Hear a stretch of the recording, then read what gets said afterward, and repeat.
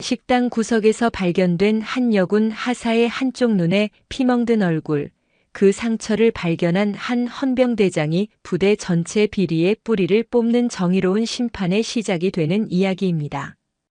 구독과 좋아요를 해주시면 더 좋은 사연으로 보답하겠습니다. 대한민국 서부 전선의 최북단, 임진강이 남과 북의 경계를 가르며 유유히 흐르는 땅 경기도 파주. 이곳의 시간은 언제나 긴장과 평화가 아슬아슬한 줄타기를 하고 있었다. 자유로를 따라 늘어선 철책선 너머로 북녘 땅이 아스라이 보이는 이곳은 그 자체로 살아있는 안보 교육 현장이자 대한민국 육군의 심장이었다. 그 심장 한가운데 전진이라는 구호 아래 한반도의 허리를 지키는 제1보병사단이 철옹성처럼 자리 잡고 있었다. 제1보병사단 예하 도라산 관측소 경계를 책임지는 제11보병연대, 통칭 사자연대. 그 연대의 중심부인 병영식당은 매일 3번 고된 훈련과 경계 근무에 지친 장병들에게 유일한 안식을 제공하는 오아시스였다. 배식구에서 뿜어져 나오는 뜨거운 김 식판과 수저가 부딪히며 만들어내는 경쾌한 소음, 짧은 식사 시간 동안 잠시나마 긴장을 풀고 웃음꽃을 피우는 장병들의 왁자지껄한 대화. 하지만 그 생동감 넘치는 공간 속에서도 유독 모든 소음과 시간이 멈춰버린 듯한 차가운 섬이 하나 있었다. 식당 가장 구석진 자리, 다른 장병들의 건장한 체격에 가려져 창문으로부터 들어오는 빛마저 차단된 곳. 최아름 하사의 자리였다. 그녀는 갓 20을 넘긴 앳된 얼굴을 거의 식판에 파묻다시피 하고 있었다. 부사관학교에서 귀에 못이 박히도록 배웠던 꼿꼿한 자세는 온데간데 없고 잔뜩 웅크린 등은 세상의 모든 질책과 무게를 혼자 짊어진 듯 위태로워 보였다. 부모님이 직접 미용실에 데려가 우리 딸 군인답게 제일 멋지게 잘라주세요라며 자랑스러워했던 그 단정한 단발머리 사이로 왼쪽 눈두덩과 뺨에 걸친 검붉은 멍자국이 선명했다. 급하게 PX에서 산 비비크림으로 덧발랐지만 폭력의 흔적은 그 얄팍한 화장수를 비웃듯 더욱 도드라져 보였다. 멍은 이미 시간이 흘러 푸른 기운을 넘어 짙은 보랏빛으로 변해가고 있었다. 그녀 앞의 식판은 거의 그대로였다. 오늘의 메뉴는 쌀밥과 얼큰한 부대찌개, 돈가스, 양배추 샐러드, 그리고 깍두기. 다른 장병들에게는 고된 훈련 뒤의 꿀맛 같은 성찬이었지만 그녀에게는 도저히 삼킬 수 없는 돌덩이와 같았다. 숟가락을 쥔 손은 수전증 환자처럼 미세하게 떨리고 있었고 그저 멀건 찌개 국물을 의미 없이 휘젓거나 밥알을 으깨어 뭉개는 무의미한 동작만 반복할 뿐이었다. 음식을 입으로 가져가는 행위 자체가 마치 넘을 수 없는 거대한 벽을 마주한 기분이었다. 그녀의 맞은편 불과 몇 미터 떨어진 간부석 테이블에서는 전혀 다른 세상이 펼쳐지고 있었다. 어머 윤 상사님, 이 돈가스 맛 좀 보세요. 오늘 취사병이 튀김 실력 발휘 좀 했나 봐요. 바삭바삭한 게 딱 상사님 스타일이네. 날카롭고 교태 섞인 목소리. 주인공은 박미주 중사였다. 그녀는 화려한 이목구비를 더욱 돋보이게 하는 능숙한 화장과 몸의 곡선을 따라 칼같이 줄인 전투복으로 자신의 존재감을 과시하고 있었다. 그녀의 젓가락은 큼지막한 돈가스 한 조각을 정확히 집어 맞은편에 앉은 윤소의 상사의 식판 위에 올려놓았다. 어디 보자. 괜찮네. 박 중사 말대로 오늘 밥맛이 좀 나는군. 근데 내 스타일은 아니고 내 스타일이겠지. 너 튀긴 거 좋아하잖아. 무심한 듯 툭 내뱉는 말투였지만 그 안에는 만족감이 서려 있었다. 윤소의 상사는 사자 연대여군 부사관들 중 최선임이었다. 짧은 커트 머리와 다부진 체격, 그리고 어떤 상황에서도 감정을 드러내지 않는 무표정은 그녀가 이곳 파주의 험준한 군 생활 속에서 10년 넘게 쌓아온 권위와 경력을 고스란히 보여주었다. 두 사람은 즐겁게 식사를 이어갔다. 하지만 그들의 시선은 음식이 아닌 다른 곳을 향해 있었다. 바로 식당 구석에 홀로 앉아있는 최아름 하사였다. 그들의 눈빛에는 노골적인 경멸과 조소, 그리고 감이라는 단어가 서려 있는 듯한 차가운 감시의 빛이 번뜩였다. 마치 먹이를 앞에 두고 여유를 부리는 맹수처럼 그들은 최아름 하사의 모든 작은 움직임 하나하나를 놓치지 않겠다는 듯 예리한 시선을 거두지 않았다. 박미주 중사가 입술을 비죽이며 나지막이 속삭였다. 꼴 좀 봐. 밥도 제대로 못 삼키는 거. 저러니 일을 그 모양으로밖에 못하지. 저 멍은 또 언제쯤이나 빠지려나? 볼 때마다 재수 없어서 밥맛이 다 떨어지네.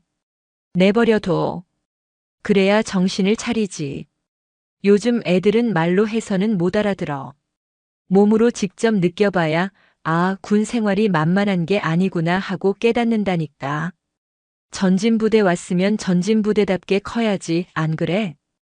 윤소의 상사는 아삭한 깍두기를 씹으며 대꾸했다.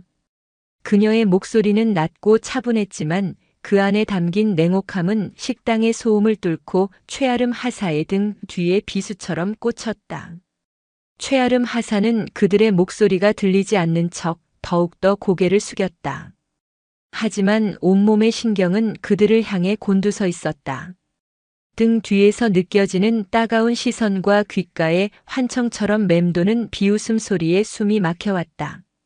차라리 이 시간이 빨리 지나가 버리기를, 이 공간에서 투명 인간처럼 사라져 버릴 수 있기를 간절히 바랐다. 그녀의 귓가에는 며칠 전에 끔찍했던 기억이 생생하게 되살아났다. 똑바로 안 해? 내가 보고서 양식을 이렇게 만들라고 했어? 너는 머리가 장식이니? 하사라는 계급장이 아깝다 아까워. 텅 빈 행정반에 울려 퍼지던 박미주 중사의 날카로운 목소리. 그리고 이어지던 윤소의 상사의 차가운 질책. 됐어, 박 중사. 쟤한테 뭘 기대해.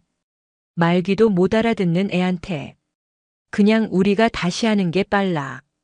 그리고 마침내 행정반의 낡은 철제 캐비닛으로 거칠게 밀쳐지고 뺨 위로 날아들었던 손바닥의 감촉.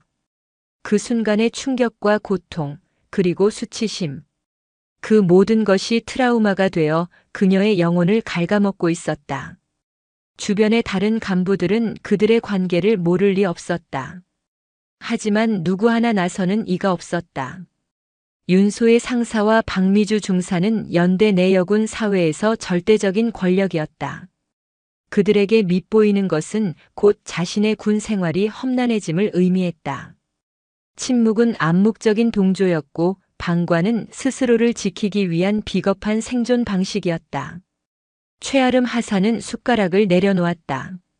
더 이상 음식을 넘길 자신이 없었다. 체한 듯 가슴이 답답하고 눈물이 핑 돌았다. 그녀는 조용히 자리에서 일어나 식판을 들었다. 잔반을 버리는 내내 등 뒤에 꽂히는 두 사람의 시선이 느껴졌다. 한 걸음 한 걸음이 마치 임진강의 겨울 칼바람 속을 맨몸으로 걷는 것처럼 고통스러웠다.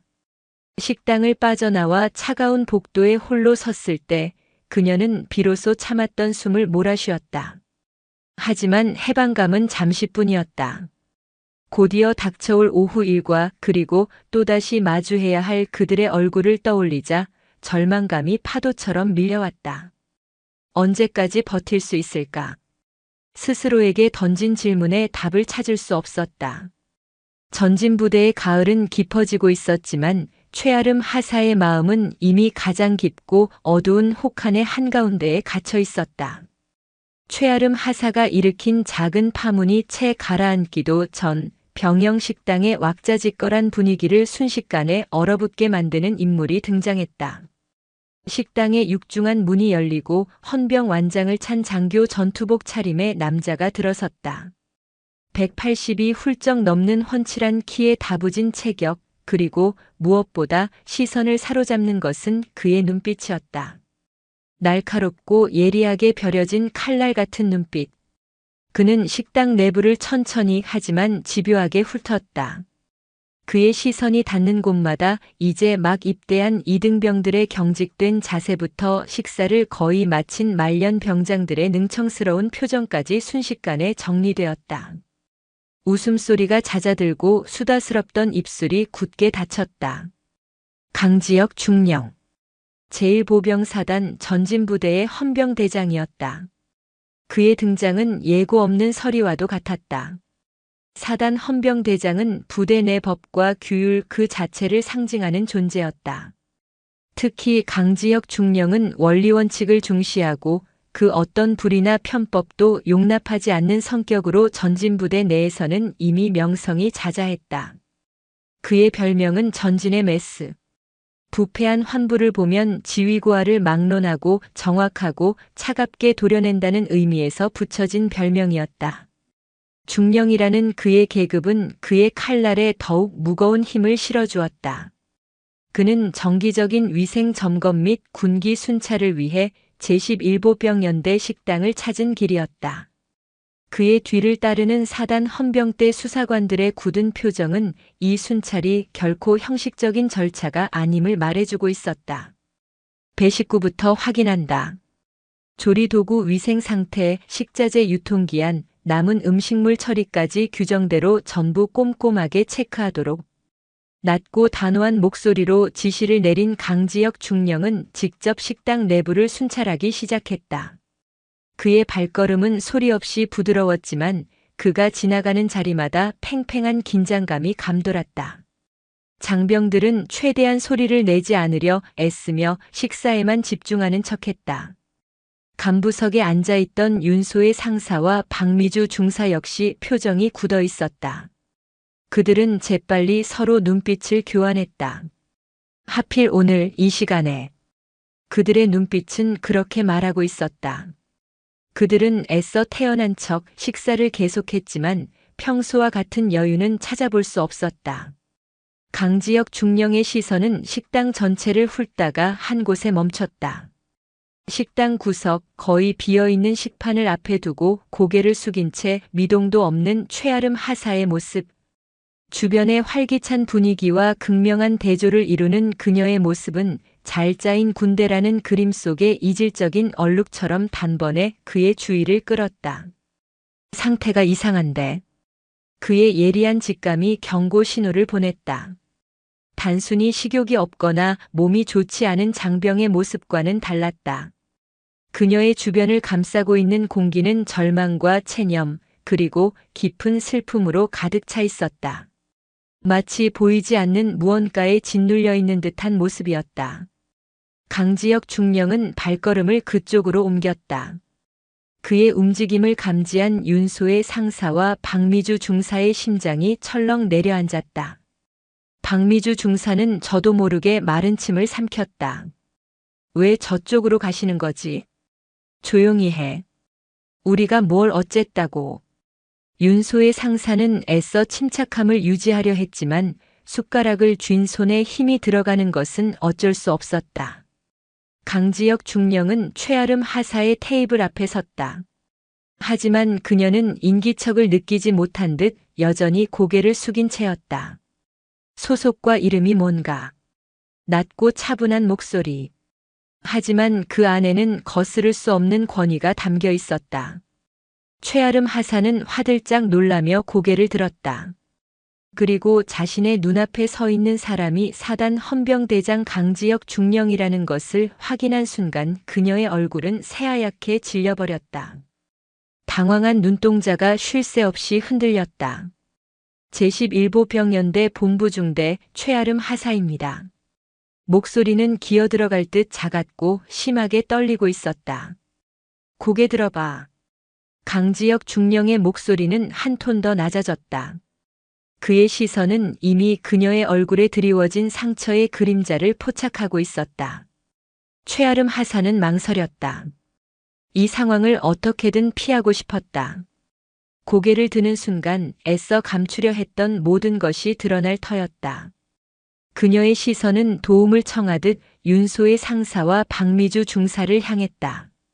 하지만 그들은 차마 강지혁 중령의 시선을 의식해 이쪽을 쳐다보지도 못한 채 식판에 코를 박고 있었다. 그들의 싸늘한 외면은 최아름 하사에게 더 큰 절망감을 안겨주었다. 다시 말하지. 고개 들어. 이번에는 명령이었다. 더 이상 거역할 수 없음을 깨달은 최아름 하사는 천천히, 아주 천천히 고개를 들었다.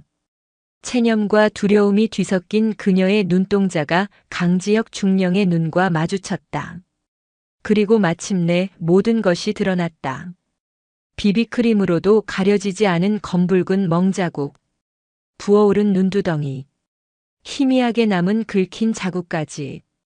그것은 결코 스스로 넘어져서 생긴 상처가 아니었다. 명백한 악의적인 폭력의 흔적이었다.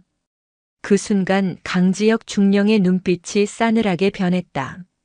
그의 얼굴에서는 모든 감정이 사라지고 파주의 겨울 얼음장처럼 차가운 분노만이 남았다. 식당 전체의 공기가 그의 분노에 압도되어 얼어붙는 듯 했다. 그는 아무 말도 하지 않았지만 그 침묵은 천마디의 질책보다 더 무겁고 무서웠다.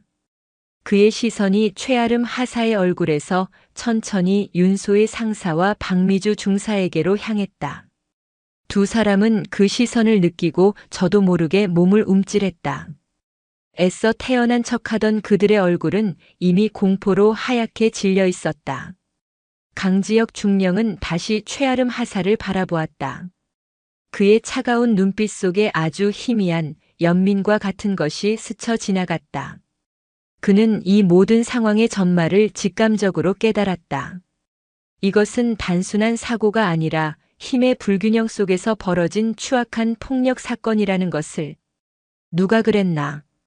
그의 질문에 최아름 하사의 눈에서 참았던 눈물이 툭 터지듯 흘러내렸다. 그녀는 입술을 깨물며 아무 말도 하지 못하고 고개만 가로저었다. 그 모습은 차라리 긍정보다 더 확실한 대답이었다. 강지혁 중령은 더 이상 묻지 않았다. 그는 조용히 최아름 하사의 어깨를 감싸 안았다. 나 좀 따라와. 그는 흐느끼는 최아름 하사를 부축해 식당을 나섰다. 그의 등 뒤로 식당에 남겨진 모든 이들의 충격과 공포 그리고 당혹감이 뒤섞인 시선이 쏟아졌다. 특히 윤소의 상사와 박미주 중사는 마치 사형 선고를 받은 죄인처럼 핏기 하나 없는 얼굴로 굳어 있었다. 대한민국 육군 최정예 부대, 전진부대에 견고해 보였던 침묵의 카르텔에 마침내 첫 번째 균열이 생기는 순간이었다. 1사단 사령부 내에 위치한 헌병대 본부. 그곳은 연대의 다른 공간들과는 사뭇 다른 공기를 가지고 있었다. 딱딱한 규율과 절차가 지배하는 공간이지만 역설적이게도 사단 내에서 가장 진실에 가까운 곳이기도 했다. 강지혁 중령의 집무실은 그의 성격을 그대로 보여주듯 불필요한 장식 하나 없이 깔끔하게 정돈되어 있었다. 책상 위에는 진행 중인 사건 서류들이 각을 맞춰 쌓여 있었고 한쪽 벽면을 가득 채운 책장에는 군형법전과 수사 관련 서적들이 빽빽하게 꽂혀 있었다. 강지혁 중령은 흐느끼는 최아름 하사를 집무실 안쪽에 푹신한 소파에 앉혔다. 그리고는 말없이 따뜻한 믹스커피 한 잔을 타서 그녀의 손에 쥐어주었다. 군대에서 마시는 달콤한 커피는 때로 그 어떤 위로보다 효과적이었다. 떨리는 손으로 종이컵을 받아든 최아름 하사는 고개를 숙인 채 어깨를 들썩였다. 강지혁 중령은 그녀를 다그치지 않았다. 그는 그저 맞은편 소파에 앉아 그녀의 울음이 잦아들기를 묵묵히 기다려 주었다. 때로는 침묵이 가장 큰 위로가 될 수 있음을 수많은 장병들의 사연을 마주해온 그는 경험으로 알고 있었다. 집무실 안에는 최아름 하사의 흐느낌과 달콤한 커피 향 그리고 벽에 걸린 전진부대 마크를 비추는 형광등 소리만이 전부였다. 한참의 시간이 흐른 뒤 마침내 최아름 하사의 울음이 잦아들었다. 그녀는 붉게 충혈된 눈으로 강지혁 중령을 바라보았다. 그 눈에는 여전히 두려움이 가득했지만 동시에 희미한 희망과 의지의 빛이 깃들어 있었다. 이제 좀 괜찮나? 강지혁 중령이 조용히 물었다. 최아름 하사는 작게 고개를 끄덕였다. 최아름 하사. 지금부터 내가 하는 말을 잘 들어. 이곳에서 나눈 대화는 군사-경찰의 수사 기밀로서 절대 외부로 새어나가지 않아. 그리고 나는 헌병대장으로서 최 하사의 편에서 이 사건을 해결할 거야. 그러니 아무것도 두려워하지 말고 있었던 사실 그대로를 말해주면 돼. 아주 사소한 것이라도 괜찮아. 모든 것을 말해줘. 그의 목소리는 단호했지만 그 안에 담긴 진심은 최아름 하사의 얼어붙었던 마음을 조금씩 녹이고 있었다. 그녀는 오랫동안 자신을 짓눌러왔던 거대한 돌덩이를 조금이나마 내려놓을 수 있는 상대를 만났다는 생각에 다시금 눈시울이 뜨거워졌다. 그녀는 떨리는 목소리로 굳게 봉인해 두었던 진실의 문을 열기 시작했다. 제가 제11보병연대 본부중대로 전입 온 첫날부터였습니다. 이야기는 몇 달 전으로 거슬러 올라갔다. 부사관 학교를 우수한 성적으로 졸업하고 대한민국 최정예 부대인 전진부대에 배치되었다는 자부심에 부풀어 파주 땅을 밟았다. 하지만 그녀를 기다리고 있었던 것은 따뜻한 환영이 아니었다.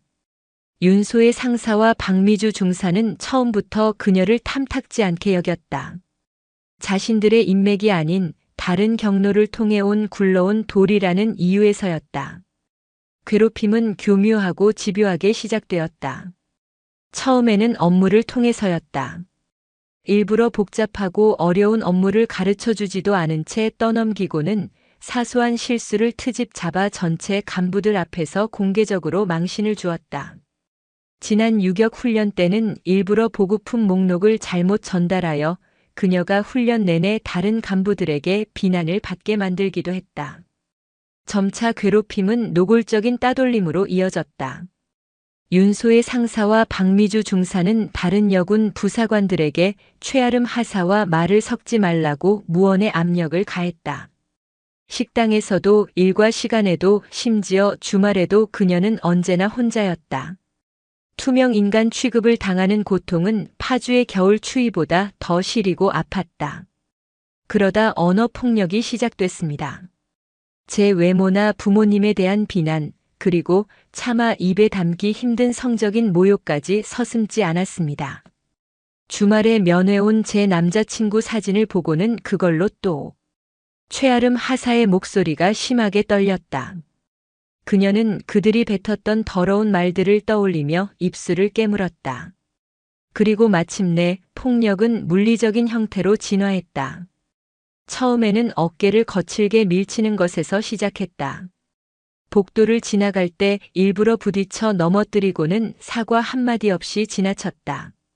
그리고 며칠 전 사소한 보고서 실수를 빌미로 행정반에 단둘이 남았을 때 끔찍한 일이 벌어졌다.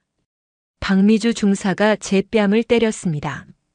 그리고 윤소의 상사는 그걸 지켜보면서 아직 정신을 못 차렸네라고 말했습니다. 제가 반항하려 하자 캐비닛으로 밀치고 주먹으로. 그녀는 더 이상 말을 잇지 못하고 터져나오는 울음을 삼켰다. 그녀의 진술은 조각난 파편처럼 두서없었지만 그 파편들이 모여 하나의 거대하고 추악한 진실을 완성하고 있었다. 그것은 단순한 군기문란이나 하극상이 아니었다. 한 인간의 영혼을 파괴하고 존엄성을 말살하려는 명백한 범죄였다. 강지혁 중령은 주먹을 불끈 쥐었다. 그의 얼굴은 다시 얼음장처럼 차가워졌다. 그는 최아름 하사의 진술을 하나도 놓치지 않고 머릿속에 기록했다. 가해자들의 이름, 괴롭힘의 방식, 구체적인 폭행 내용, 그리고 침묵으로 동조한 방관자들의 존재까지. 모든 이야기를 마친 최아름 하사는 탈진한 듯 소파에 몸을 기댔다. 오랫동안 짓눌려왔던 비밀을 털어놓은 후련함과 앞으로 닥쳐올 일에 대한 두려움이 교차하는 복잡한 표정이었다. 무섭습니다. 제가 이런 말을 했다는 걸 알면 그 사람들이 저를 가만두지 않을 겁니다. 강지혁 중령은 자리에서 일어나 그녀에게 다가갔다. 그리고는 단호한 목소리로 말했다. 최아름 하사. 다시 한번 말하지만 두려워하지 마. 이제부터는 내가 방패가 될 거야. 그 누구도 그 어떤 권력도 다시는 최 하사를 해치지 못하도록 내가 막을 거다. 이건 전진부대 헌병대장으로서의 약속이다. 그의 눈빛은 흔들림이 없었다. 그 확신에 찬 모습에 최아름 하사는 비로소 작은 안도감을 느낄 수 있었다. 그녀를 안전한 곳으로 보낸 후 강지혁 중령은 한참 동안 생각에 잠겼다. 이 사건은 단순히 가해자 2명을 처벌하는 것에서 끝나서는 안 될 문제였다. 제11보병연대 전체에 어쩌면 사단 전체의 암세포처럼 퍼져 있는 부조리와 침묵의 카르텔을 뿌리 뽑아야 했다. 그러기 위해서는 전공법이 필요했다. 그는 1사단장에게 직보하는 절차를 건너뛰기로 결심했다. 보고 체계를 거치는 동안 연대장이나 주임원사 선에서 가해자들이 증거를 인멸하고 입을 맞출 시간을 벌어줄 수 있었다. 지금 필요한 것은 신속하고 결정적인 행동이었다. 명백한 월권 행위였지만 그는 기꺼이 그 책임을 감수하기로 했다. 정의를 실현하기 위해서라면. 강지혁 중령은 수화기를 들었다. 사단장실이 아닌 헌병대 수사과장 김도형 소령의 직통 번호를 눌렀다. 김소령, 나강 중령이다. 지금 즉시 수사 1팀 전원 비상 소집해. 완전 무장 상태로. K2 소총에 실탄 30발씩 지급하고 방탄조끼까지 착용시켜. 5분 내로 헌병대 연병장에 집합시킨다. 목표는 제11보병연대 본부. 윤소의 상사 박미주 중사. 2 사람을 특수폭행 및 직권남용 가혹행위 혐의로 현장에서 긴급 체포한다. 수화기 너머로 김도형 소령의 당황한 목소리가 들려왔지만 강지혁 중령의 목소리는 흔들림이 없었다. 이유는 묻지 마. 내 모든 것을 걸고 명령한다. 2 사람의 숙소와 사무실을 동시에 급습해. 모든 개인 전자기기와 서류, 수첩 등을 확보한다. 나는 수사 2팀을 이끌고 뒤따라가겠다. 연대 전체에 대한 압수수색과 전수조사를 실시할 거다. 오늘 밤 사자 연대에 잠든 괴물을 깨운다. 전화를 끄는 강지혁 중령은 창밖을 바라보았다. 어느새 해가 저물고 파주의 들판 위로 짙은 어둠이 내리고 있었다. 하지만 그의 눈에는 그 어떤 어둠보다 더 뜨거운 정의를 향한 불꽃이 타오르고 있었다. 서부 전선 최전방에 마침내 뜨거운 심판의 서막이 오르고 있었다. 강지혁 중령의 전화 한 통은 전진부대 헌병대에 잠들어 있던 사냥개의 목줄을 풀어버린 것과 같았다. 명령이 떨어진 지 5분도 채 되지 않아 사단 헌병대 연병장은 전혀 다른 세상으로 변해 있었다. 한가로운 저녁의 정적은 군합발 소리와 무전기 소음, 그리고 금속이 부딪히는 차가운 소리로 산산조각 났다. 수사 1팀 소속 헌병대원들은 일사불란하게 움직였다. 그들의 얼굴에는 일말의 동요나 의문도 없었다. 그저 헌병대장의 명령을 수행하기 위해 잘 벼려진 칼날처럼 차갑고 냉정한 효율성만이 번뜩였다. 방탄조끼를 착용하는 소리, K2 소총의 탄창을 결합하며 철컥하고 울리는 소리, 방탄 헬멧의 턱끈을 조이는 소리가 어둠 속에서 선명하게 울려 퍼졌다. 그들은 단순한 체포조가 아니었다. 부패한 조직의 심장부에 외과 수술용 메스를 들이댈 준비를 마친 결연한 의지의 집단이었다. 완전 무장을 마친 대원들 앞에 선 강지혁 중령의 얼굴은 파주의 겨울 강가 바위처럼 굳어 있었다. 그의 눈빛은 목표를 포착한 맹수처럼 형형하게 빛났다. 오늘 우리의 목표는 제11보병연대 소속 윤소의 상사 박미주 중사다. 혐의는 특수폭행 및 직권남용 가혹행위. 너희는 그 어떤 저항이나 회유에도 흔들려서는 안 된다. 목표를 확보하는 즉시 수갑을 채우고 미란다 원칙을 고지한다. 모든 과정은 너희 방탄 헬멧에 부착된 카메라에 기록될 것이다. 한치의 오차도 용납하지 않는다. 그의 목소리는 낮고 단호했지만 그 안에 담긴 서리빨 같은 분노를 대원들은 느낄 수 있었다. 특히 체포 과정은 최대한 공개적으로 진행한다. 두 사람이 다른 부대원들 앞에서 무력하게 제압당하고 수갑을 차는 모습을 똑똑히 보여줘라. 그들이 쌓아 올린 거짓된 권위가 얼마나 허약한 것인지 침묵하고 방관했던 모든 이들의 눈에 똑똑히 새겨줘야 한다. 알겠습니다. 우렁찬 대답과 함께 대원들은 신속하게 군용 레토나와 지휘 차량에 분산 탑승했다. 몇 분 뒤 전진부대 헌병대 정문을 나선 차량 행렬은 어둠을 가르며 제11보병연대를 향해 질주하기 시작했다. 경광등의 붉고 푸른 불빛이 자유로의 가로등 불빛과 어지럽게 뒤섞였다. 심판의 서곡이 울려 퍼지고 있었다. 같은 시각 제11보병연대 독신자 숙소 BOQ. 윤소의 상사와 박미주 중사는 자신들의 방에서 초조하게 시간을 보내고 있었다. 식당에서의 일은 명백히 찜찜했다. 강지혁 중령의 그 얼음장 같던 눈빛이 뇌리에서 떠나지 않았다. 정말 재수 없는 날이네. 하필 그 전진의 메스가 그걸 볼 게 뭐람. 박미주 중사가 신경질적으로 손톱을 물어뜯으며 말했다. 화려했던 화장은 지워졌고 맨 얼굴에는 불안감이 역력했다. 호들갑 떨지 마, 박 중사. 걔가 뭐라고 말이나 제대로 했겠어? 헌병대장이 겁 좀 주려고 데려간 거겠지. 설마 하사 나부랭이 하나 때문에 우리를 어쩌겠어. 우리 뒤에 누가 있는지 잊었어? 윤소의 상사는 애써 태어난 척하며 박미주 중사를 다독였다. 그녀가 말하는 뒤는 연대 주임원사 송기철 원사를 의미했다. 그는 윤소의 상사와 같은 고향 출신으로 오랫동안 그녀의 든든한 방패막이가 되어주었다. 사소한 문제는 언제나 그 선에서 해결되곤 했다. 그래도 이번엔 좀 느낌이 안 좋아요, 상사님. 그 강중령 눈빛이 보통이 아니었어요. 마치 벌레 보는 듯한 눈빛이었달까. 시끄러워. 정 불안하면 송 원사님께 미리 연락이라도 한번 해보든가. 바로 그 순간이었다. 쾅, 쾅, 쾅. 방문이 부서져라 두드리는 거친 노크 소리에 두 사람의 어깨가 화들짝 튀어올랐다. 심장이 바닥까지 떨어지는 기분이었다.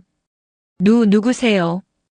윤소의 상사가 떨리는 목소리로 외쳤다. 1사단 헌병대다. 문 열어. 문 밖에서 들려온 고함은 사자의 포효와도 같았다. 두 사람의 얼굴은 새하얗게 질렸다. 윤소의 상사는 허둥지둥 주임원사에게 전화를 걸려 했지만 이미 늦었다. 쾅! 둔탁한 소리와 함께 방문이 안쪽으로 거칠게 열렸다. 문을 박차고 들어온 것은 완전 무장한 헌병대원들이었다. 그들의 손에 들린 K2 소총의 총구가 정확히 두 사람을 향했다.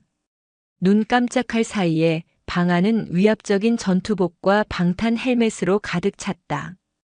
움직이지 마. 움직이면 쏜다. 방 안의 공기가 얼어붙었다. 박미주 중사는 비명조차 지르지 못한 채 그 자리에 얼어붙었고 윤소의 상사는 믿을 수 없다는 표정으로 헌병들을 바라보았다. 수사 1팀장인 이정훈 소령이 앞으로 나서며 차갑게 말했다. 윤소의 상사 박미주 중사. 두 사람을 특수폭행 및 직권남용 가혹행위 혐의로 긴급 체포한다.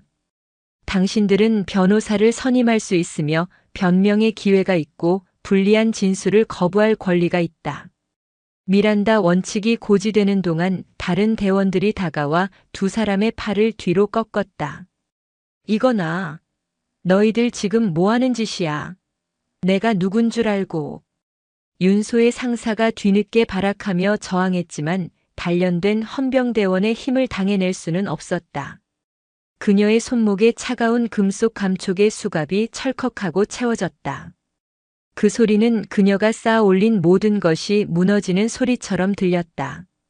박미주 중사는 이미 모든 것을 포기한 듯 아무런 저항도 하지 못한 채 순순히 수갑을 받았다. 소란을 듣고 복도로 나온 다른 간부들은 눈앞의 광경을 보고 경악을 금치 못했다. 불과 몇 시간 전까지 연대여군 사회의 여왕처럼 군림하던 두 사람이 수갑을 찬 채 흉악범처럼 헌병들에게 끌려나가는 모습. 그 충격적인 광경은 소리 없는 경고가 되어 모든 방관자들의 뇌리에 깊이 새겨졌다. 한바탕 폭풍이 휩쓸고 간 숙소 복도에는 싸늘한 정적만이 남았다. 심판의 서곡은 끝났다. 이제 본격적인 연주가 시작될 차례였다. 수갑을 찬 윤소의 상사와 박미주 중사가 숙소 밖으로 끌려 나오는 순간 그들은 연대 전체의 구경거리가 되었다. 야간 근무자를 제외한 대부분의 간부와 병사들이 소란을 듣고 연병장과 막사 주변으로 몰려나와 있었다. 그들의 눈에는 경악, 통쾌함, 그리고 알 수 없는 불안감이 뒤섞여 있었다. 어둠 속에서 번쩍이는 헌병대 차량의 경광등 불빛이 치욕으로 일그러진 두 사람의 얼굴을 남김없이 비추고 있었다. 그들이 쌓아 올린 성벽은 단 몇 분 만에 처참하게 무너져 내렸다. 어제까지 그들 앞에서 고개 숙였던 후배 부사관들은 이제 동정과 경멸이 뒤섞인 눈으로 그들을 쳐다보고 있었다. 그 시선들은 수백 개의 칼날이 되어 두 사람의 자존심을 난도질했다. 바로 그때 헌병대 차량 행렬의 뒤를 따라 또 다른 지휘 차량이 연병장으로 미끄러져 들어왔다. 차에서 내린 것은 강지혁 중령이었다. 그는 굳은 표정으로 상황을 지켜보고 있는 연대 당직사령 최민준 소령에게 다가갔다. 강 중령님, 이게 지금 무슨 상황인지 설명 좀 해주셔야겠습니다. 사단 헌병대가 연대장님 허가도 없이 연대 간부를 체포하는 법이 어디 있습니까? 당직사령이 격앙된 목소리로 항의했지만 강지혁 중령은 눈 하나 깜짝하지 않았다. 최소령, 지금부터 제11보병 연대 전체에 대한 압수수색 및 전수조사를 실시하겠소. 이것은 사단장의 위임에 따른 헌병대장의 고유 권한이요. 연대장님께는 내가 직접 보고 드리겠소. 수사에 대한 모든 협조를 부탁드리오. 만약 수사를 방해하거나 증거를 인멸하려는 시도가 발각될 시 공무집행방해 및 증거인멸 교사 혐의로 당신이라도 예외 없이 현장에서 체포하겠소. 그의 목소리에는 한치의 물러섬도 없었다. 사단장의 위임이라는 말과 중령이라는 계급이 주는 무게감에 당직 사령은 더 이상 아무 말도 하지 못했다. 강지혁 중령은 곧바로 뒤따라온 수사 2팀에게 명령을 내렸다. 수사 2팀은 지금 즉시 윤소의 상사와 박미주 중사의 사무실 책상과 개인 사물함, 그리고 두 사람이 사용했던 모든 컴퓨터에 대한 압수수색을 실시한다. 특히 개인 수첩이나 다이어리, 업무 일지 등은 모조리 확보하도록. 명령이 떨어지자마자 수사 2팀 대원들은 연대 본부 행정반으로 흩어졌다. 그들은 파란색 라텍스 장갑을 낀 손으로 능숙하게 서랍을 열고 컴퓨터 본체를 분리했다. 연대 행정반은 순식간에 헌병대의 통제하에 들어갔다. 강지혁 중령의 시선은 한쪽 구석에서 안절부절 못하고 있는 연대 주임원사 송기철 원사에게 향했다. 그는 윤소의 상사의 든든한 뒷배로 알려진 인물이었다. 송 원사님, 잠시 저와 이야기 좀 나누셔야겠습니다.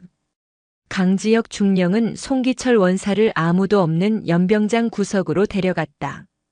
이번 사건에 대해 어디까지 알고 계셨습니까? 무슨 말씀이신지 저는 전혀 모르는 일입니다. 송기철 원사는 식은땀을 흘리며 시치미를 뗐지만 강지혁 중령의 눈은 그의 불안한 눈빛을 놓치지 않았다. 모르신다.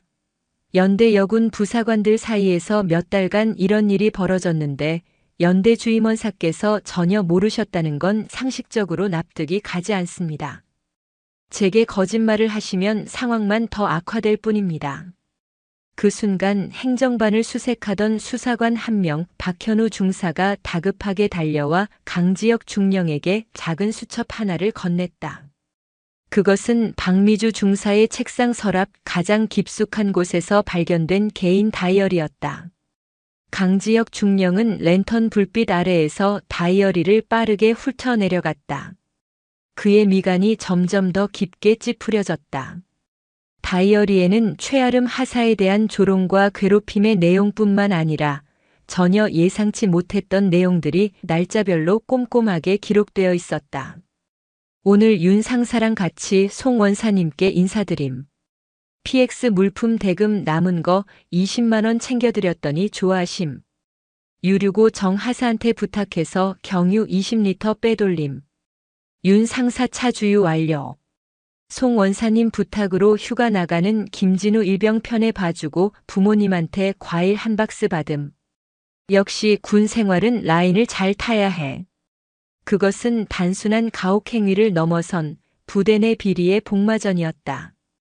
그리고 그 중심에는 주임원사 송기철이 있었다. 강지혁 중령은 다이어리를 탁 닫고 송기철 원사를 쳐다봤다.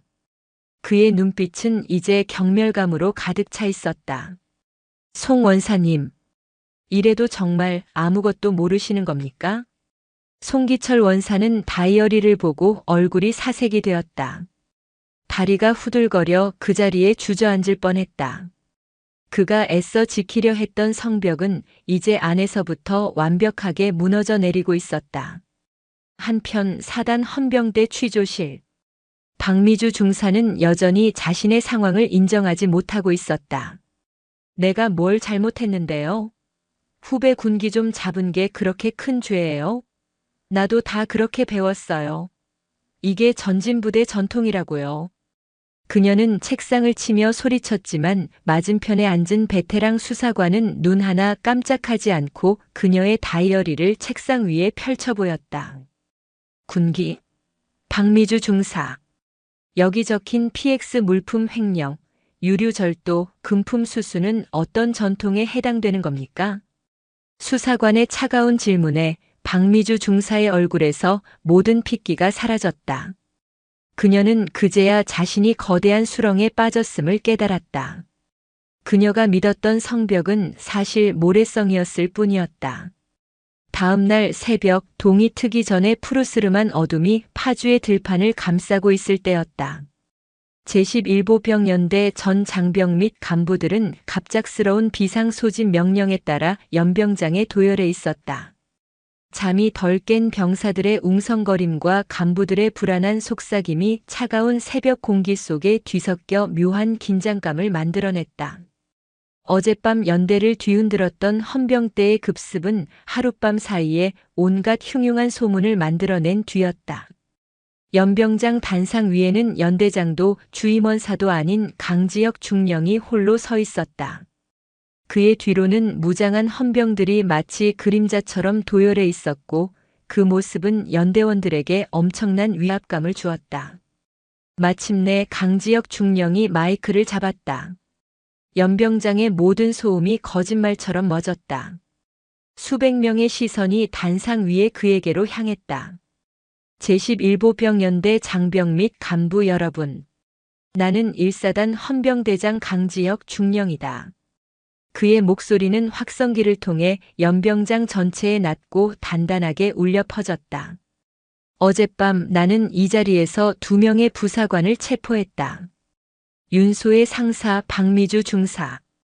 그들의 혐의는 특수폭행, 직권남용, 가혹행위, 그리고 다수의 횡령 및 금품 수수다. 이것은 단순한 군기문란 사건이 아니다. 한 명의 전우를 수개월에 걸쳐 조직적으로 짓밟고 군인으로서의 명예를 더럽히고 국가의 재산을 좀먹은 용서받을 수 없는 범죄다. 그는 잠시 말을 멈추고 연병장을 둘러보았다. 몇몇 간부들이 그의 시선을 피하며 고개를 숙였다. 나는 오늘 이 자리에 여러분을 심판하러 온 것이 아니다. 다만 한 가지는 분명히 묻고 싶다. 여러분은 그동안 무엇을 하고 있었는가? 그의 질문은 날카로운 창이 되어 듣는 이들의 가슴에 박혔다. 피해자는 단 한 명이었지만 나는 방관자가 수십, 수백 명이었음을 안다. 같은 사무실에서, 같은 식당에서, 같은 숙소에서 벌어지는 일들을 보면서도 여러분은 눈을 감았다. 나만 아니면 된다는 비겁한 생각으로, 좋은 게 좋은 거다라는 안일한 생각으로 여러분은 괴물이 동료를 물어뜯는 것을 침묵으로 동조했다. 여러분의 침묵이 괴물을 키웠고 여러분의 방관이 피해자를 절망의 구렁텅이로 밀어넣었다. 그의 목소리는 점차 높아지며 분노를 담아내기 시작했다. 특히 그는 여군 부사관들이 모여있는 대열을 향해 시선을 고정했다. 특히 선배라는 이름으로, 동료라는 이름으로 피해자의 고통을 가장 가까이에서 지켜봤을 당신들. 당신들은 전우가 아니었다. 당신들은 공범이었다. 한 사람의 용기가 없어 진실을 외면한 당신들의 비겁함이 전진부대의 명예에 먹칠을 한 것이다. 연병장은 숨막히는 정적에 휩싸였다. 누구도 감히 고개를 들지 못했다. 강지혁 중령은 다시 목소리를 가다듬고 말을 이었다. 하지만 아직 늦지 않았다. 헌병대는 지금부터 제11보병연대 전체에 대한 전수조사에 착수할 것이다. 모든 부대원과 개별 면담을 실시할 것이다. 이 자리에서 약속한다. 진실을 말하는 자에게는 선처를 베풀 것이다. 설령 과거에 방관의 잘못이 있었더라도 지금이라도 용기를 내어 진실을 증언한다면 정상 참작하여 그 책임을 묻지 않겠다. 하지만 끝까지 입을 다물거나 거짓을 말하는 자는 이 사건의 공범으로 간주하여 지휘고하를 막론하고 군법에 따라 엄중히 처벌할 것이다. 그것은 회유이자 마지막 경고였다. 그는 단상에서 내려와 병사들 사이를 천천히 걸으며 말을 마쳤다. 선택은 여러분의 몫이다. 썩어버린 상처를 도려내고 새로운 살이 돋게 할 것인지 아니면 상처를 덮어둔 채 모두 함께 썩어 문드러질 것인지. 비겁한 침묵의 카르텔을 깨고 나올 첫 번째 용기 있는 자는 누구인가? 나는 여기서 기다리겠다. 연설이 끝나고 강지혁 중령은 단상 옆에 선 채 연병장을 묵묵히 응시했다. 시간은 마치 영원처럼 더디게 흘러갔다. 모두가 서로의 눈치만 살피며 침묵을 지키고 있을 때였다. 바로 그때 부사관 대열의 가장 뒤편에 서 있던 한 명의 젊은 하사, 이준영 하사가 망설이듯 한 걸음을 내디뎠다. 그는 입술을 잘근잘근 깨물며 괴로운 표정을 짓더니 마침내 결심한 듯 대열에서 벗어나 단상을 향해 걸어오기 시작했다. 그의 움직임에 모든 이의 시선이 집중되었다. 그는 떨리는 발걸음으로 강지혁 중령 앞에 멈춰서서 경례를 붙였다. 전진, 헌병대장님께 드릴 말씀이 있습니다. 그의 목소리는 작았지만 그 어떤 함성보다도 크게 연병장에 울려 퍼졌다. 그것은 무너진 성벽의 첫 번째 균열이 아니라 마침내 터져나온 거대한 댐의 첫 번째 물줄기였다. 그 하사의 용기를 시작으로 연병장 곳곳에서 망설이던 병사들과 간부들이 하나 둘씩 대열에서 빠져나오기 시작했다. 새벽의 어둠을 뚫고 파주의 임진강 너머로 마침내 첫 햇살이 비추고 있었다. 길고 어두웠던 밤이 끝나고 진실의 아침이 밝아오고 있었다. 강지혁 중령의 연설이 끝나고 이준영 하사가 내디딘 첫걸음은 거대한 댐을 무너뜨리는 첫 균열이었다. 그의 용기는 전염병처럼 번져나갔다. 그의 뒤를 이어 마치 오랫동안 억눌려왔던 함성을 토해내듯 연병장 곳곳에서 병사들과 초급 간부들이 하나둘씩 대열에서 벗어나 헌병대 수사관들에게 향했다. 그들의 얼굴에는 여전히 두려움이 서려 있었지만 그보다 더 강한 진실을 말하고자 하는 결연한 의지가 엿보였다. 제11보병연대는 그날 이후 거대한 진술의 소용돌이에 휩싸였다. 헌병대가 연대 본부 회의실에 마련한 임시 면담 장소에는 자신의 차례를 기다리는 장병들의 줄이 길게 늘어섰다. 처음에는 주저하던 이들도 누군가 먼저 말했다는 사실과 진실을 말하면 선처하겠다는 강지혁 중령의 약속에 용기를 얻었다. 저는 전투지원중대 소속 김민준 일병입니다. 박미주 중사님은 수시로 저희에게 담배 심부름이나 PX 냉동식품을 사오라고 시켰습니다. 당연히 저희 돈으로요. 돈이 없다고 하면 주말에 개인 정비 시간을 주지 않고 진지 공사장으로 불렀습니다. 통신중대 소속 정유미 하사입니다. 지난 혹한기 훈련 때 윤소의 상사님이 제게 맡긴 통신 장비 일부가 사라졌습니다. 저는 분명히 챙겼는데도 말입니다. 나중에 알고 보니 윤 상사님이 일부러 장비를 빼돌리고는 분실 책임을 제게 뒤집어 씌워 징계를 받게 하려 했습니다. 다른 간부님께 들었습니다. 저도 한때 찍혔었지만 비위를 맞추고 나서야 괴롭힘이 멈췄습니다. 그래서 최 하사를 외면했습니다. 죄송합니다. 보급중대 정비반의 최상병입니다. 연대 주임원사 송기철 원사님 지시로 유류고에서 정기적으로 기름을 빼돌렸습니다. 빼돌린 기름은 원사님과 친한 간부들의 개인 차량 주유에 쓰이거나 민간 업자에게 팔려나갔습니다. 장부는 모두 조작되었습니다. 증언은 꼬리에 꼬리를 물고 이어졌다. 그것들은 더 이상 윤소의 상사와 박미주 중사 두 사람에게만 국한되지 않았다.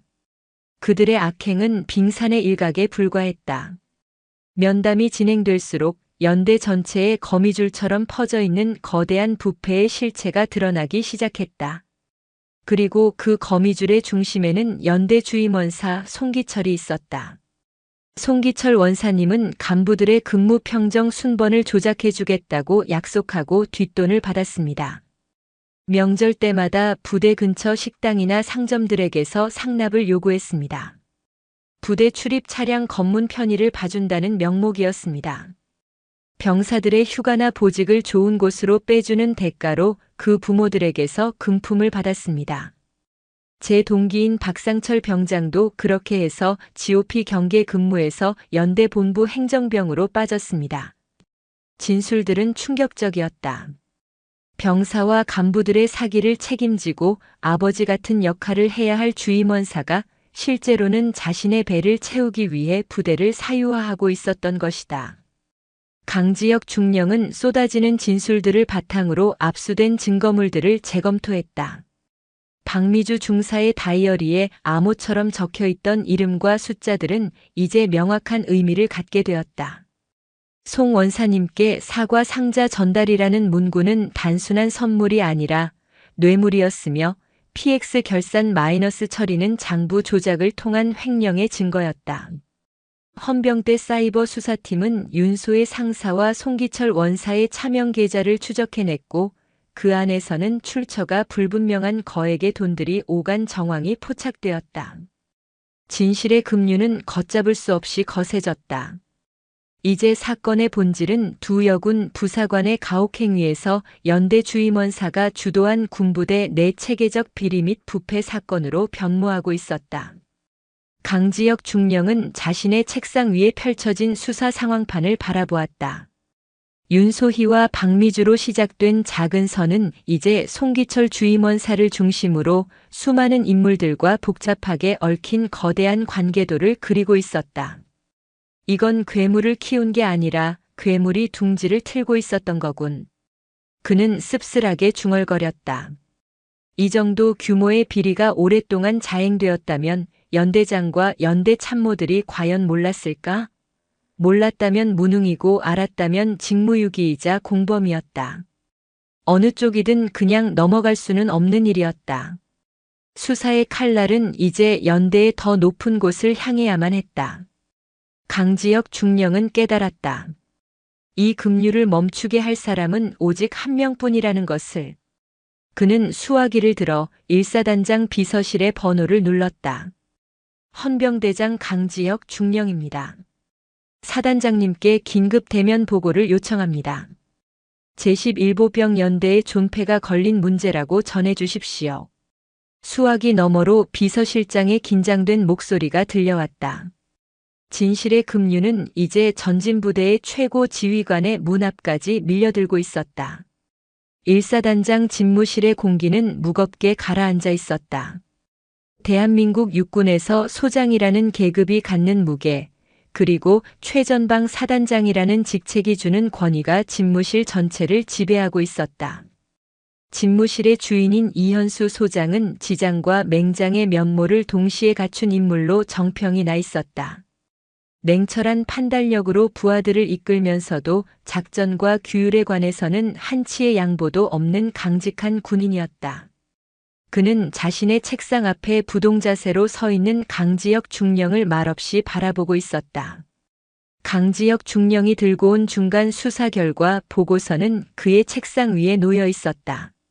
수십 장에 달하는 보고서의 첫 장을 넘긴 이후로 이현수 사단장의 얼굴에서는 평소의 냉철함이 사라지고 냉엄한 지휘관의 표정만이 남아 있었다. 계속 읽어보게. 사단장의 낮은 목소리에 강지혁 중령은 보고서의 핵심 내용을 요약하여 보고하기 시작했다.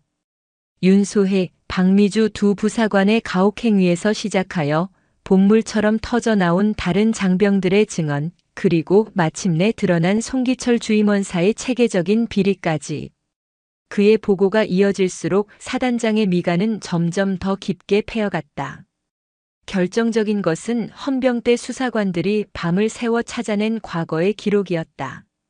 작년에 제11보병 연대에서 의병 전역한 오지은 하사의 기록을 찾아냈습니다.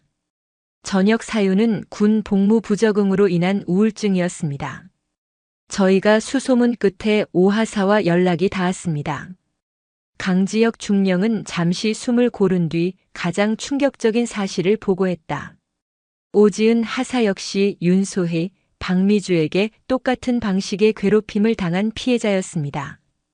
그녀가 연대 상담관에게 피해 사실을 알리자 당시 그 사실을 알게 된 송기철 주임원사가 괜히 일 크게 만들지 마라. 여기서 문제 제기해봐야 너만 다친다. 내 부모님 얼굴에 먹칠하고 싶지 않으면 조용히 전역하는 게 좋을 거다라고 협박하고 회유하여 사건을 덮어버렸다는 진술을 확보했습니다. 탁! 이현수 사단장이 주먹으로 책상을 내리쳤다. 그의 눈에서는 이글거리는 분노가 터져나왔다. 그것은 단순히 부하의 비리에 대한 분노가 아니었다. 자신의 눈과 귀를 가리고 신성한 국방의 의무를 수행하는 부대를 개인의 왕국처럼 만든 자들에 대한, 그리고 자식 같은 부하의 고통을 외면하고 짓밟은 자들에 대한 참을 수 없는 분노였다. 한 명의 인생을 망가뜨리고 사건을 덮어 이게 군인인가? 이게 전우인가? 그냥 도적놈들 무리지. 사단장의 포효에 집무실의 공기가 흔들렸다. 그는 자리에서 일어나 창가로 걸어가 파주의 너른 들판과 임진강을 바라보며 분노를 사겼다. 한참 뒤 그는 돌아서서 강지혁 중령에게 말했다. 강 중령, 자네가 사전 보고 없이 독자적으로 수사를 진행한 것은 명백한 월권이야. 하지만 자네의 그 월권이 우리 일사단을 살렸네. 내가 저 연대장 놈의 보고만 믿고 있었더라면 지금쯤 이 모든 진실은 땅속에 파묻혔겠지. 썩은 뿌리가 거목 전체를 쓰러뜨릴 때까지 아무것도 몰랐을 거야. 그는 다시 책상으로 돌아와 강지혁 중령을 똑바로 쳐다보았다. 그의 눈은 다시 차갑고 냉정한 지휘관의 눈으로 돌아와 있었다. 이제부터 이 사건의 수사 지휘권은 자네에게 일임한다. 나는 결과만 보고받겠다. 자네의 도끼가 어디까지 올라가야 하는지 자네 스스로 판단해. 거목의 가장 높은 가지라도 썩었다면 주저하지 말고 찍어내라. 그것은 절대적인 신임이자 백지 위임이었다. 강지혁 중령은 사단장실을 나와 곧바로 헌병대로 복귀했다. 그의 손에는 사단장의 직인이 찍힌 주임원사 송기철에 대한 긴급 체포 및 구속영장 신청 명령서가 들려 있었다. 그는 곧바로 수사팀을 이끌고 제11보병 연대 주임원 사실로 향했다. 어젯밤의 소동 이후 송기철 주임원사는 자신의 사무실에서 초조하게 사태를 파악하고 있었다.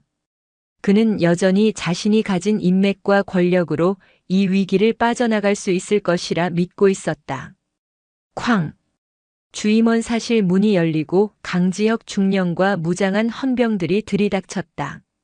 송기철 원사, 당신을 직권 남용, 뇌물수수, 횡령, 협박 및 증거인멸 교사 혐의로 긴급 체포합니다. 강지혁 중령이 직접 체포 사유를 고지하며 다가섰다. 송기철 원사는 그제야 상황이 끝났음을 깨달았다. 그의 얼굴은 순식간에 잿빛으로 변했다. 강중령 자네가 감히 나를 연대의 주임원사를. 당신은 더 이상 연대의 주임원사가 아니다. 그저 부패한 군인일 뿐. 차가운 수갑이 그의 손목에 채워졌다. 연대의 모든 병사들의 아버지라 불리던 거목. 그가 마침내 쓰러지는 순간이었다.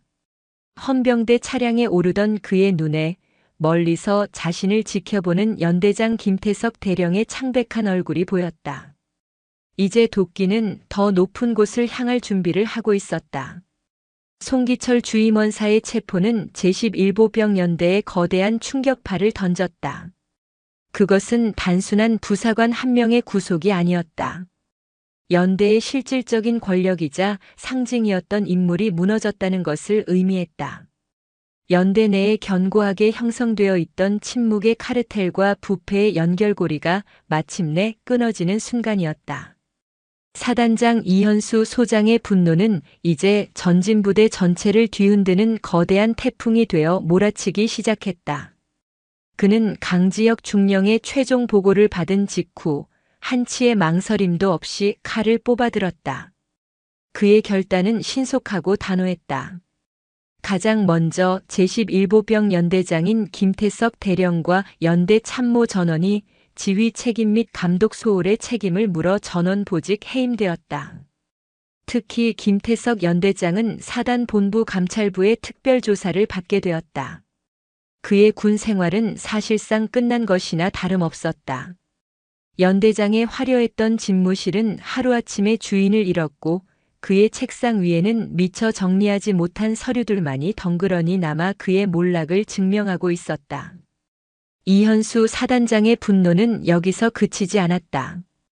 그는 사단 전 부대에 하다라는 특별 지시를 내렸다.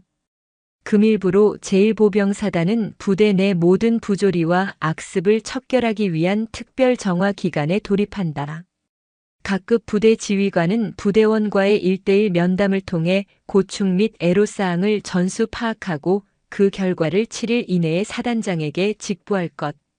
만약 이 과정에서 단 한 건의 문제라도 은폐하거나 축소하려는 시도가 발각될 시 해당 부대 지휘관은 지휘고하를 막론하고 군법회의에 회부할 것임을 엄중히 경고한다. 그것은 선전포고였다. 전진부대 전체에 더 이상 숨을 곳은 없다는 명백한 메시지였다. 각 연대와 대대는 발칵 뒤집혔다. 지휘관들은 밤잠을 설쳐가며 부대원들과 면담을 시작했고 그동안 쉬쉬하며 덮어두었던 문제들이 하나둘씩 수면 위로 떠오르기 시작했다. 전진부대는 거대한 외과 수술대 위에 오른 환자처럼 자신의 아픈 상처를 모두 드러내야만 했다.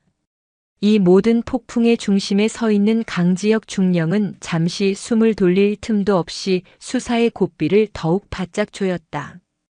그는 사단장의 전폭적인 지원 아래 헌병대 내 정예 수사관들로 구성된 특별수사팀을 이끌며 제11보병 연대의 비리를 뿌리 뽑기 시작했다. 구속된 송기철 주임원사는 처음에는 굳게 입을 다물었지만 강지혁 중령이 내민 수많은 증거와 증인들의 진술서 앞에서 결국 무너져 내렸다. 그는 자신과 결탁했던 부대 내외의 인물들을 모두 실토하기 시작했다. 한편 이 모든 사건의 시작이었던 최아름 하사는 사단 직할대 내에 마련된 안전가옥에서 보호를 받으며 심리치료를 받고 있었다. 처음 겪는 끔찍한 일들과 언론의 관심이 두려워 극도로 불안해했지만 그녀 곁에는 헌병대 소속 여군 상담관이 24시간 함께하며 그녀를 돌봤다. 어느 날 오후 강지혁 중령이 직접 그녀를 찾아왔다. 몸은 좀 괜찮나, 최 하사? 네, 중령님 덕분입니다. 최아름 하사는 어느새 안정을 되찾은 모습이었다. 그녀는 더 이상 고개를 숙이지 않았다. 강지혁 중령을 똑바로 쳐다보는 그녀의 눈에는 감사함과 함께 이전에는 볼 수 없었던 단단함이 자리 잡고 있었다. 오늘 윤소의 상사와 박미주 중사에 대한 구속영장이 발부되었다. 송기철 주임원사도 마찬가지고 그리고 연대장도 보직 해임되었어. 최 하사의 용기가 부대 전체를 바꾼 거야. 그 말을 듣는 순간 최아름 하사의 눈에 조용히 눈물이 고였다. 그것은 슬픔이나 두려움의 눈물이 아니었다.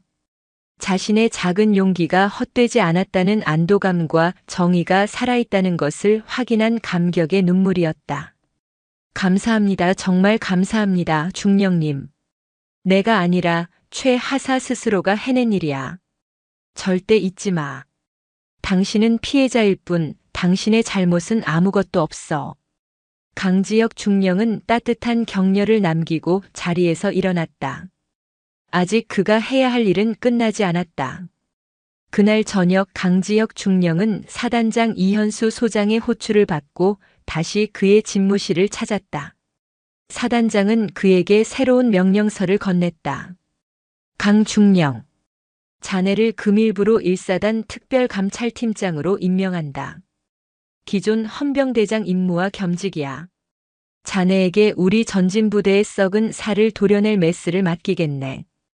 필요한 건 뭐든지 지원할 테니 한 놈도 남기지 말고 전부 뿌리 뽑아라.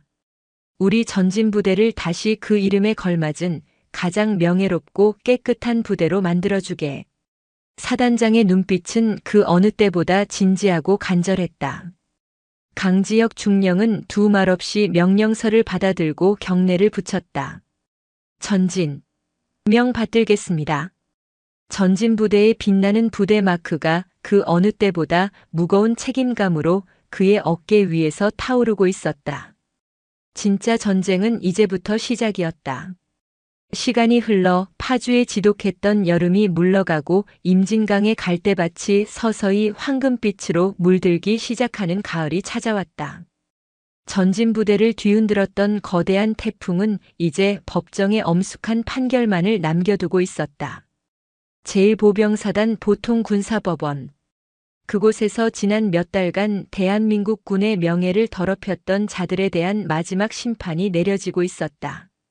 법정에 선 윤소혜, 박미주 그리고 송기철은 더 이상 위압적인 상사와 주임원사가 아니었다. 계급장과 명찰이 모두 제거된 수의를 입은 그들은 자신들이 저지른 죄의 무게에 짓눌린 초라한 범죄자에 불과했다. 군 검사는 강지혁 중령의 특별수사팀이 수집한 방대한 증거 자료들을 바탕으로 그들의 죄상을 낱낱이 밝혔다.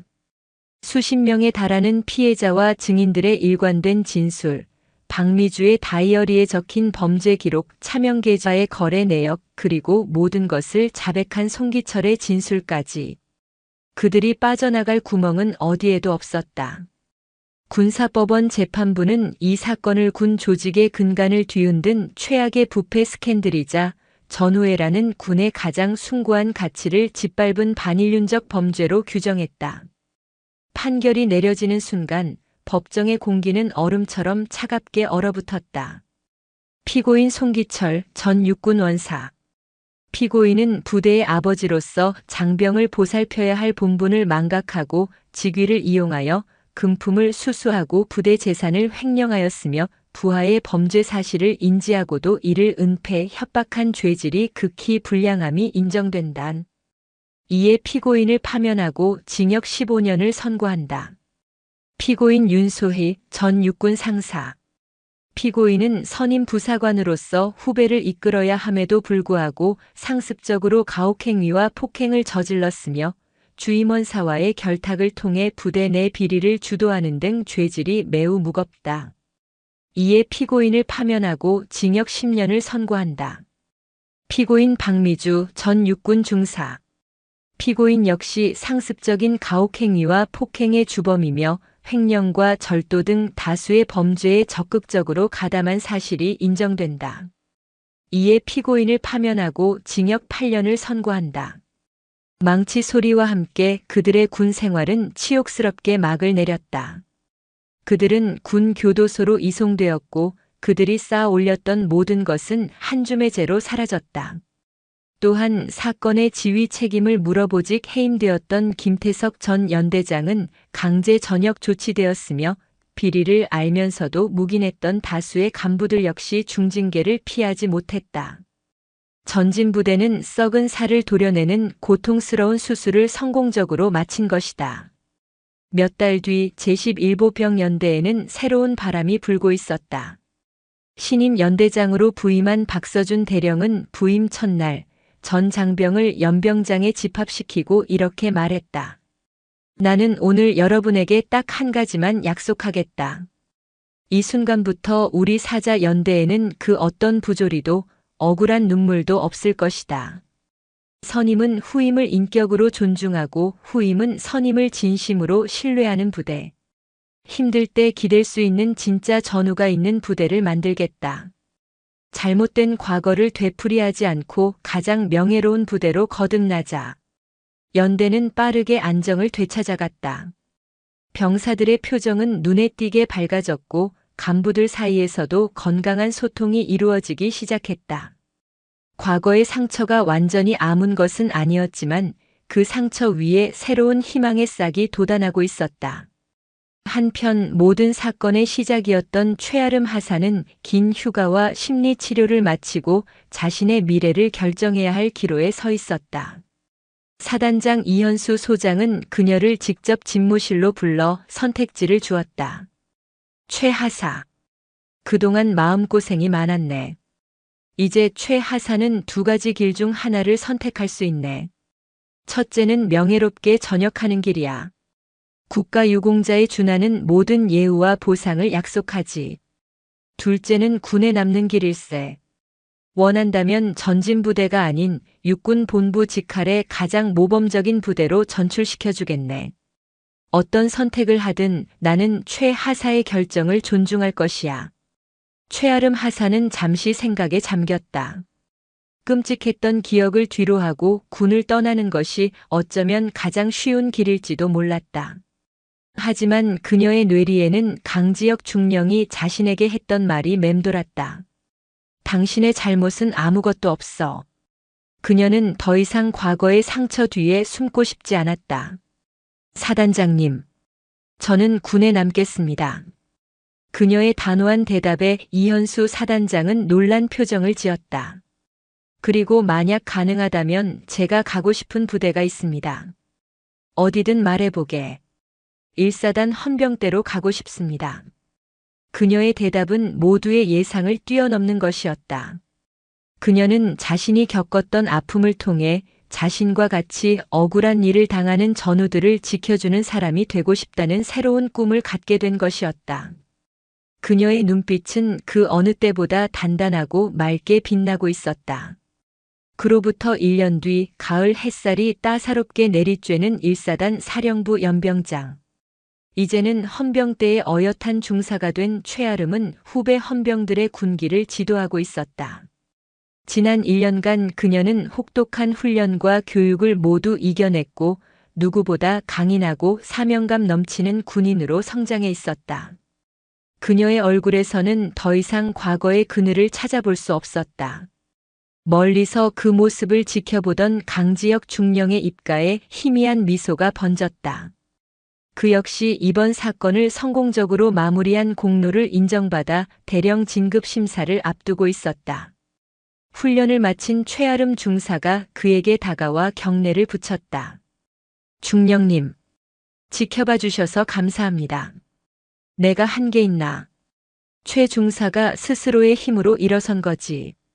아주 훌륭한 군인이 다 됐어. 중령님께서 제게 보여주신 용기가 없었다면 지금의 저도 없었을 겁니다. 저도 중령님처럼 억울한 전우들의 방패가 되어주는 군인이 되겠습니다. 두 사람은 말없이 서로를 바라보며 경례를 주고받았다. 그것은 단순한 상급자와 부하의 인사가 아니었다. 거대한 불의에 맞서 함께 싸웠던 전우의 그리고 같은 길을 걷게 된 동지의 경례였다. 강지혁 중령은 자신 앞을 지나 당당하게 걸어가는 최아름 중사의 뒷모습을 바라보았다. 한 사람의 작은 용기가 거대한 성벽을 무너뜨렸고 썩어 문드러지던 거목을 쓰러뜨렸다. 그리고 그 자리에 새로운 희망의 씨앗을 심었다. 그는 문득 깨달았다. 진정한 정의란 거창한 구호나 이상 속에 있는 것이 아니라 불의를 보고 침묵하지 않는 한 사람의 용기, 그리고 그 용기에 기꺼이 손을 내밀어주는 또 다른 한 사람의 진심이 만날 때 비로소 완성된다는 것을. 파주의 가을 하늘은 더없이 높고 푸르렀다. 전진 부대의 빛나는 부대 마크는 그 푸른 하늘 아래에서 그 어느 때보다 밝고 명예롭게 빛나고 있었다. 오늘도 요지경 사연을 잘 들어주셔서 감사합니다.